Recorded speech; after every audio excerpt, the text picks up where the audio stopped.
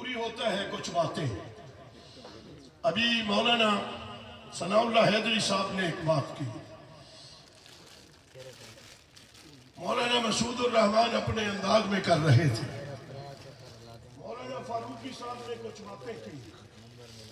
कुछ लोग तंज़िया अंदाज में कहते हैं तुम कहां चले गए।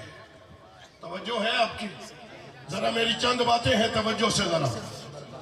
तुम कहां चले गए हो, कहां हो? कभी कहते हैं वो नहीं रहे तुम। मैं तुम्हें बताना चाहता हूं, अभी आज 21 फरवरी की रात है, कल आने वाली रात 22 फरवरी की रात होगी। मैं उस रात को सामने रखते हुए अमीर अजीमत मौलाना